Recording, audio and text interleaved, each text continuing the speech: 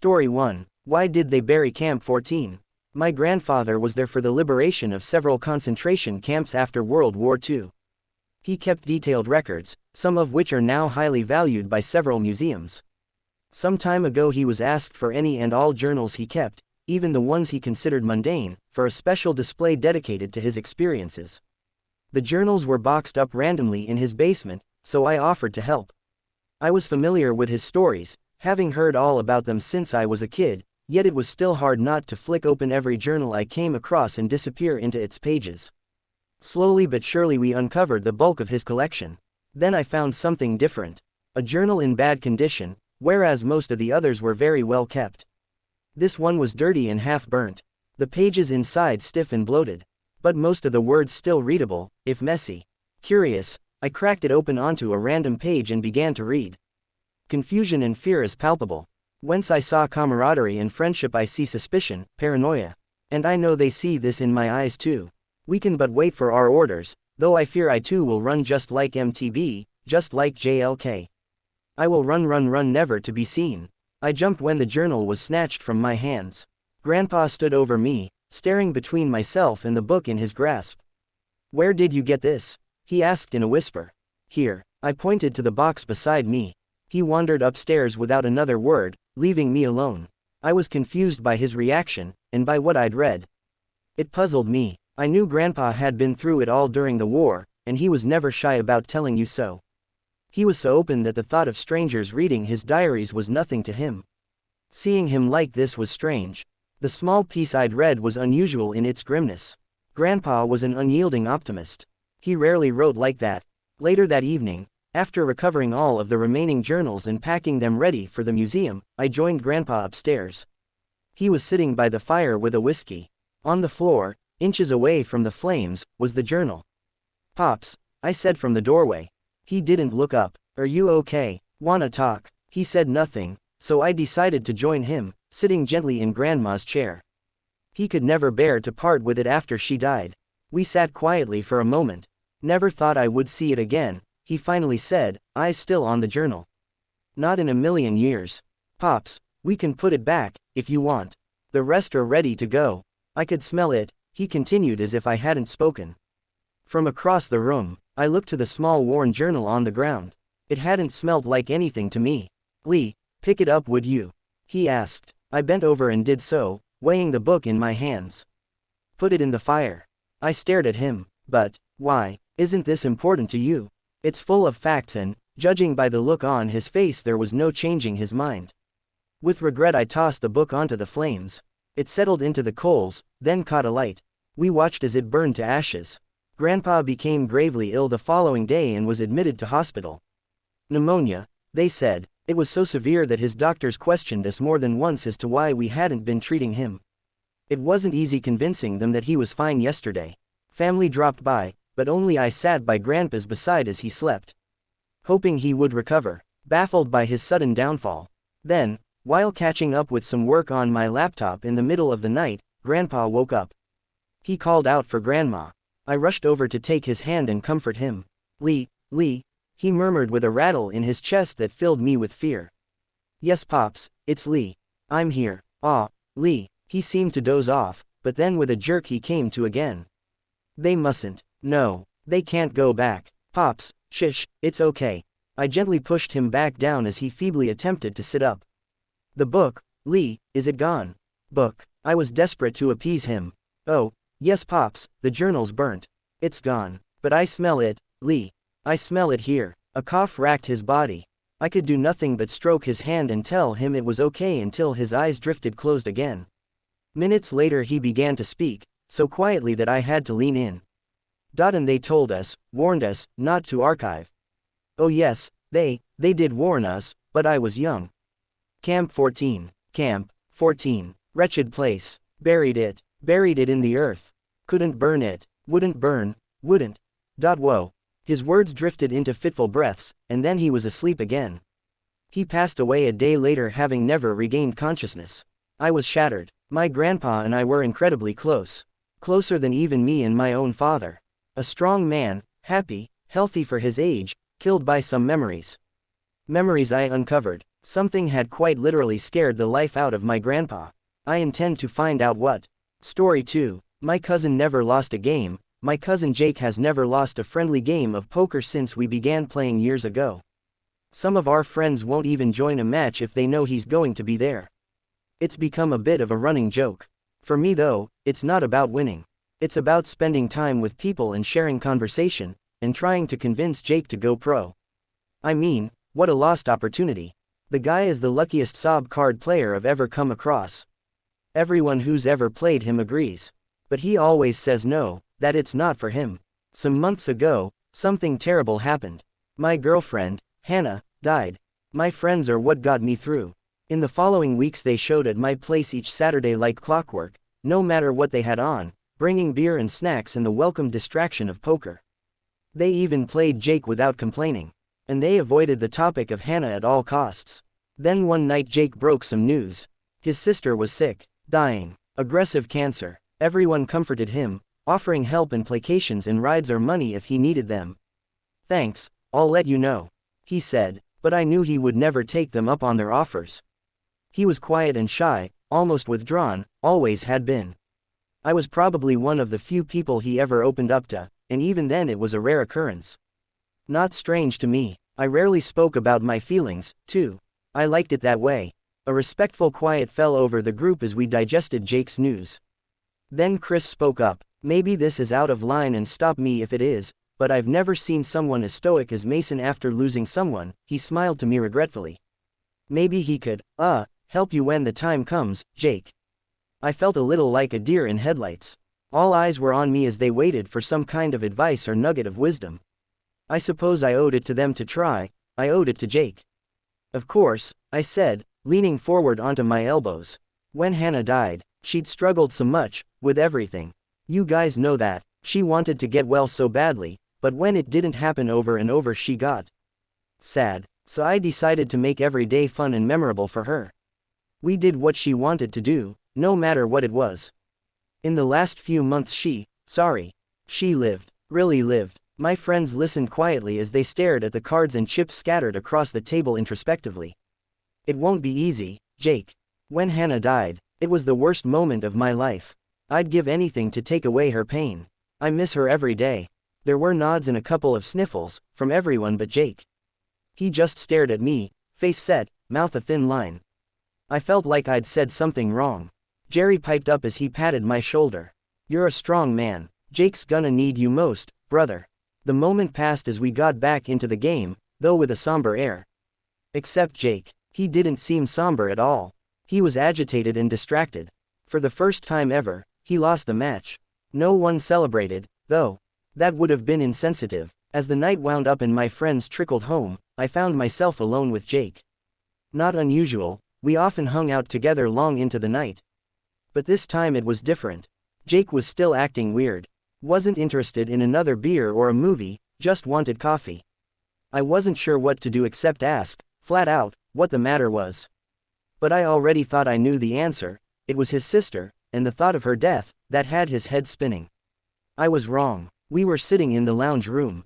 "Jake, if you need to talk," I offered. He fiddled with the cup of coffee in his hands for some time, then said, "I need you to say it again." "Say what?" I asked, puzzled. What it was like when Hannah died. Stumped by the request, I did it anyway. "It was the worst day of my life." "And you miss her, every day?" "Yes." "Jake, what's this? You're lying," he said gravely. It felt like I'd been punched in the gut. He wouldn't look at me, just at that stupid cup. "How could you say something like that to me?" Finally he looked up and into my eyes. "Because I can't believe it. You don't miss her, Mason. Did you even love her?" Something was wrong here. Very wrong. A coldness filled my veins. "You know I did. I thought you did. I assumed. But I never heard you say it, or I could've. Tell me you loved her." "That's enough, Jake. You need to go." He stood, coffee and cup flying onto the carpet. "Say it." "I loved her. I loved her more than." He turned his back on me as I spoke and ran his hands over his face and into his hair. I didn't understand. My heart pounded. "God damn it, Jake. What the hell's wrong with you?" He became very still and slowly faced me again. "Do you even care about me?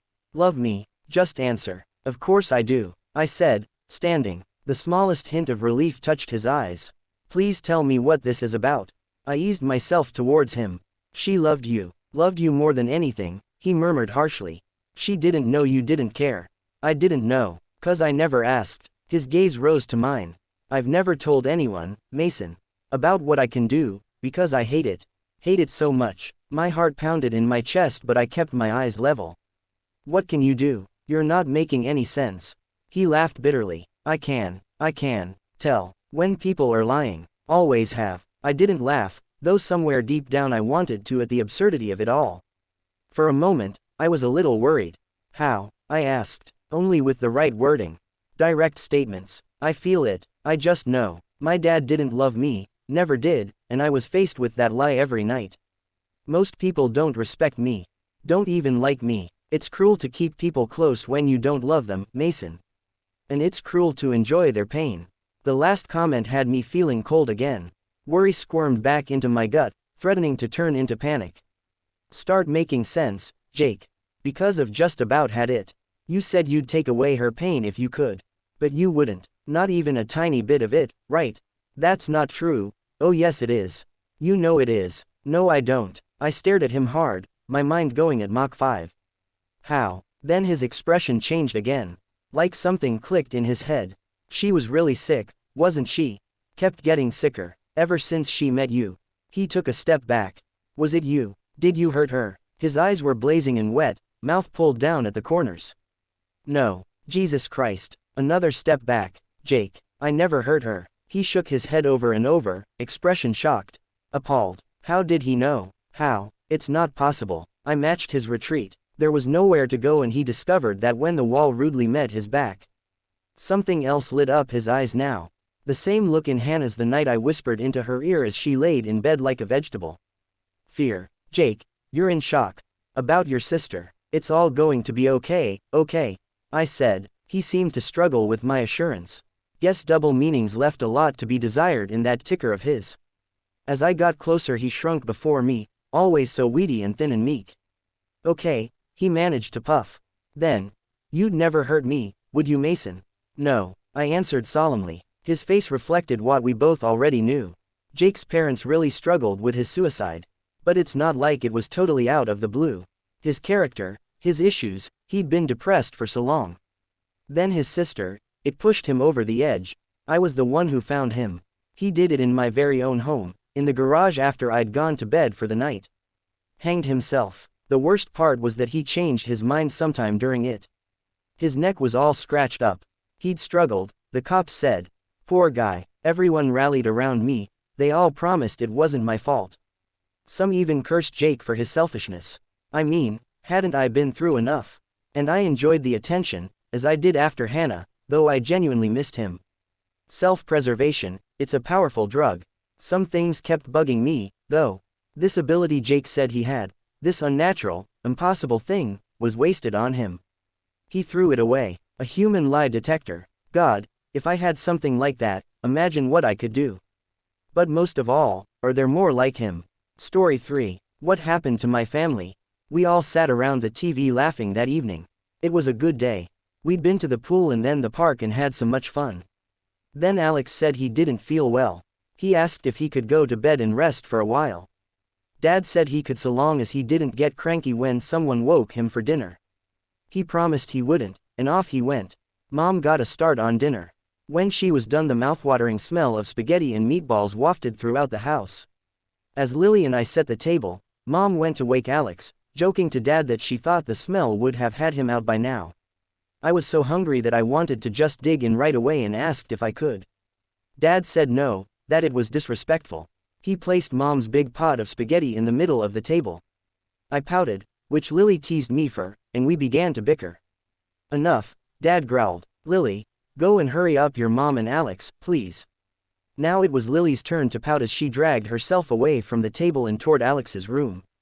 Dad opened a bottle of wine and poured himself a glass. I wondered what the deep red liquid tasted like. Then he asked me what my favorite part of the day was. It was a clever way to keep me from complaining about waiting, I think. Instead I babbled about what I found funnest, and most interesting, and how much I'd like to do it again. At some point I realized Dad wasn't listening to me anymore. He was facing down the hall, frowning, his cup half raised in an aborted sip. I trailed off as I stared across the table at him. Dad, he faced me again. Oh, sorry buddy, but again he looked off down the hall without asking me to continue. Lil, he called out, but no one answered. I leaned over in my chair so I could see down the hall too. The door on the left, right at the end, and it was a long hall, was Alex's room. He had a picture of a Power Ranger on it, the red one, with his name underneath.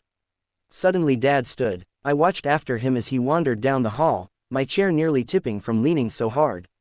Dad quietly tapped at Alex's door. I could see the gentle yellow light from inside on his socks. He was wearing the loudly colored ones Mom got him for Christmas. He opened the door a crack and poked his head in, then his body followed and he closed the door behind him with a soft click. I let my chair fall back to its natural state with a clack. I listened intently, and when I heard no movement I eased the lid off the spaghetti and took a forkful and ate it. My sneaky victory made me smile, but not for long. After 5 minutes I was fidgeting and bored and hungry again. I called out for everyone to hurry up. But they didn't. They didn't even answer. Dad didn't even growl at me for shouting in the house. After 10 minutes I was upset.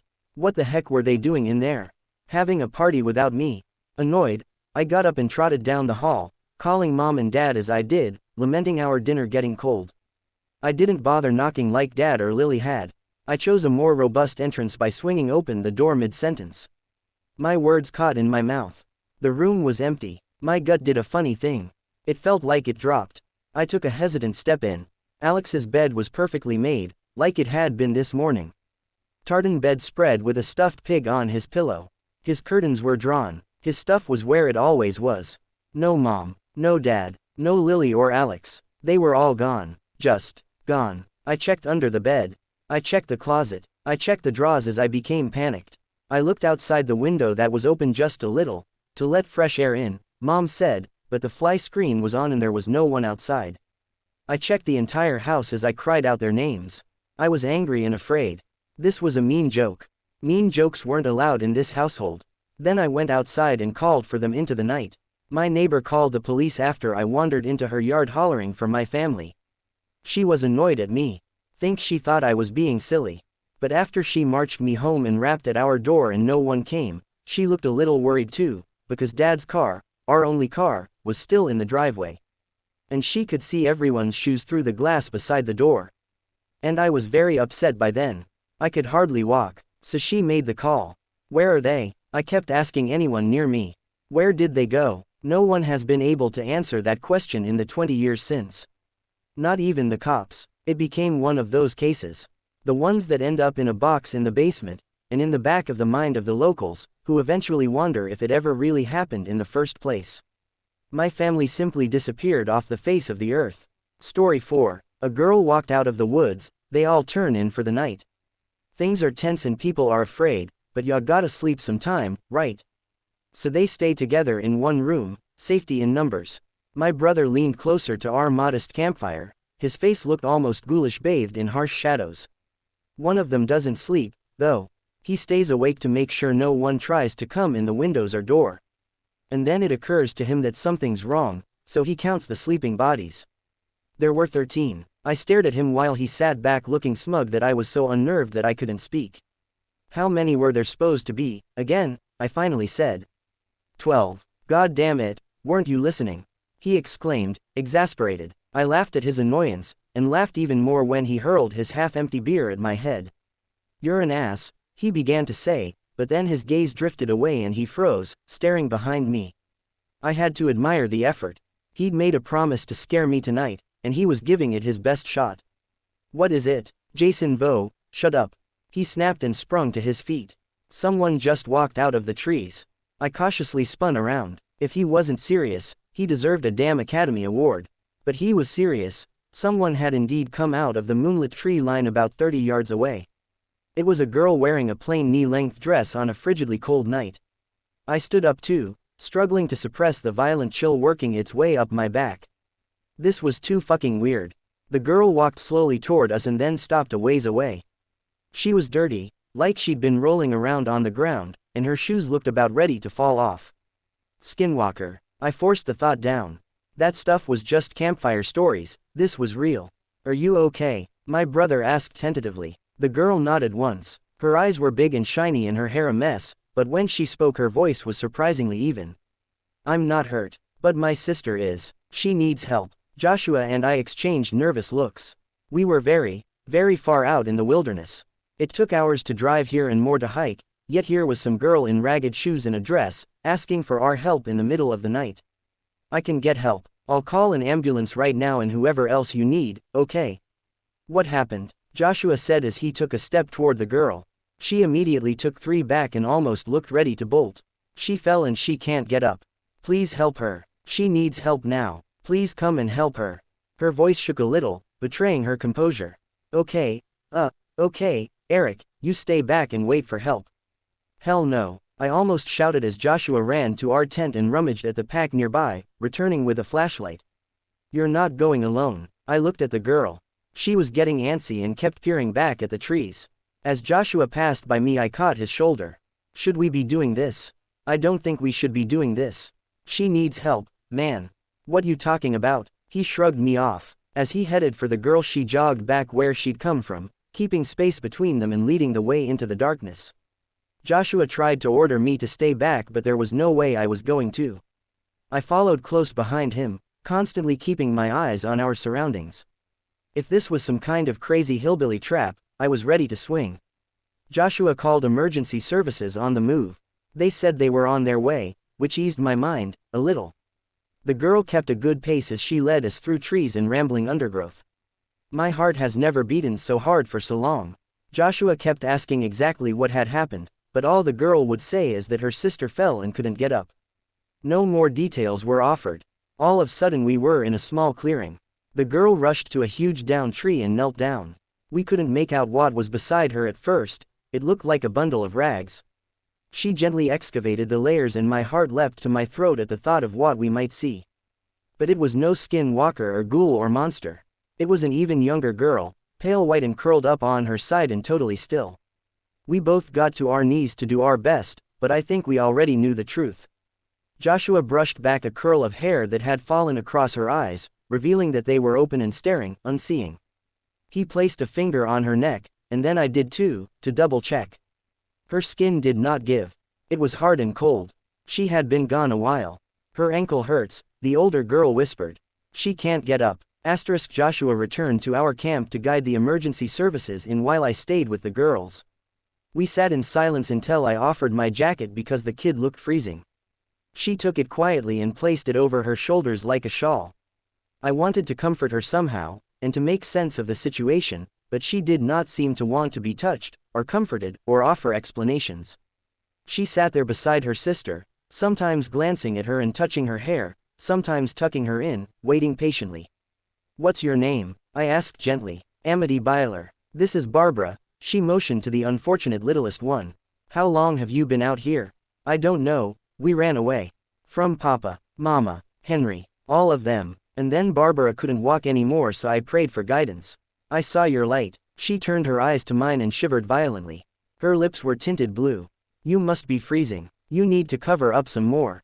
Here, I reached for a layer that had slid behind Barbara. I didn't mean any harm, but Amity was upset by my action and demanded I not touch anything. I sat back down slowly while she rearranged the layers until only the crown of Barbara's head showed.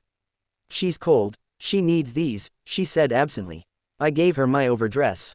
My cloak. She needs them as well as her own. The sound of distant sirens filtered into our space. Amity looked alarmed but remained where she was like a sentinel. In that moment, I finally recognized the garments. You're Amish, I thought aloud. Amity dropped her head and stared at her lap. It was as if an invisible weight had suddenly descended upon her. Then she looked up again, and in her eyes was a fortitude I didn't know someone so young could possess. Not anymore. Story 5. My dad sits at the table and my mom won't look at me. It was the strangest thing. Walking into the kitchen for breakfast to find Dad sitting at the table sober for once. My little sister was already there. She turned to me and smiled cheerily.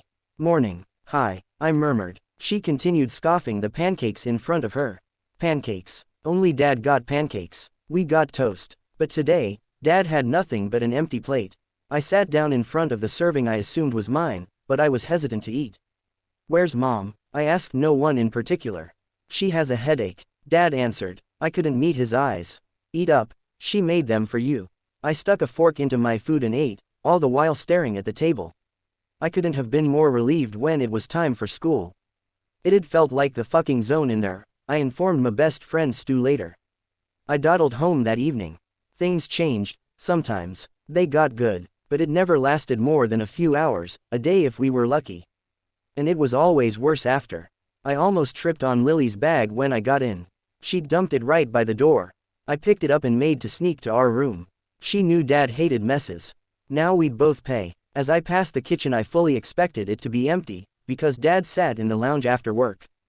But it wasn't empty. Dad was in there, at the table, exactly where he'd been this morning. Mom was doing the dishes behind him. I froze like a deer in headlights.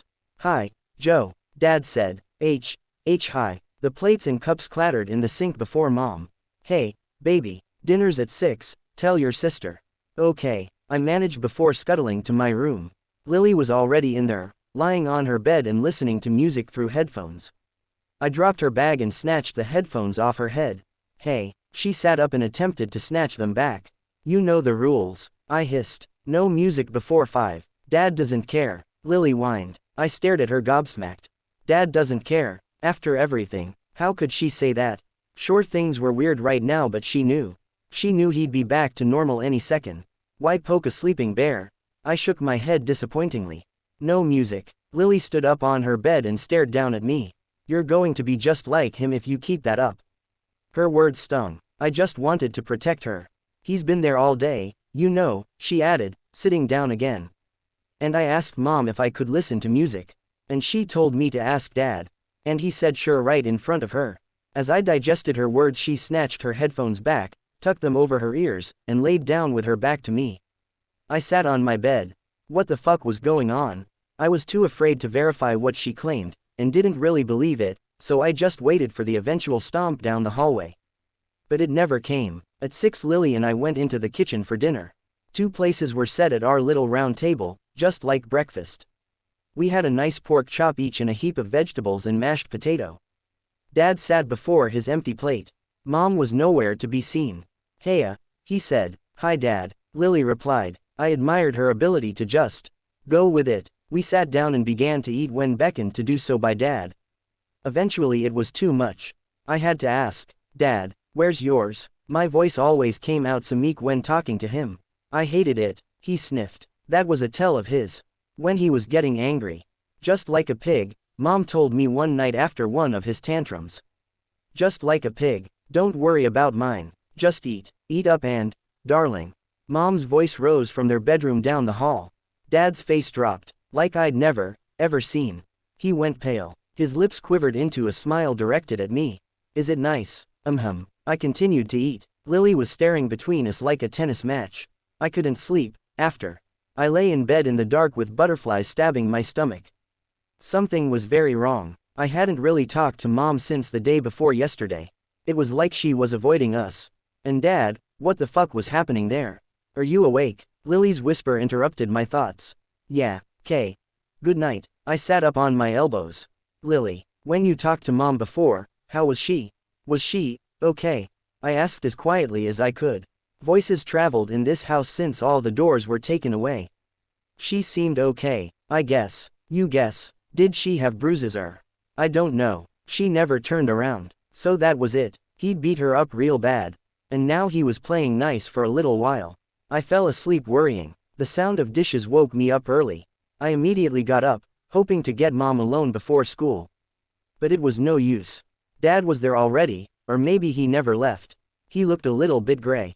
A little bit sweaty. For the first time in my life I decided to be brave. Mom, I said. She didn't stop washing up. Mom, I have to talk to you. Alone. Dad eyed me. Not now, baby. Mom replied. Mom, please, I have to talk to you. Darl, maybe you should talk to her. Dad suggested. Mom froze. It was so funny, so strange. Dad being the one to walk on eggshells. He sensed she wasn't happy behind him and out came that pitiful smile again. Please, darling, you don't speak to me. Remember, his smile faltered. You can't keep me here. Leave then. Mom replied quietly. I backed up. Any minute now. Any minute and he'd, please. Please. Dad grit out. I'm sorry. How many times do I have to say it? What can I do? You can sit there, just like you are, said Mom. Her voice was so clear, so unafraid. Dad pounded his fist on his plate. It shattered and he cut his palm but didn't care. I jumped and almost ran. You fucking bitch, Dad whispered. I should have smashed your head all the way through. I should have smashed your head all the way fucking through. But you did, darling. You did, remember, it was too much. I didn't understand, so I ran outside, still in my PJs. Ran to me and Stu's favorite hideaway. Lily came and found me hours later. We walked home in silence. Dinner's at 6, Mom said from the sink when we entered.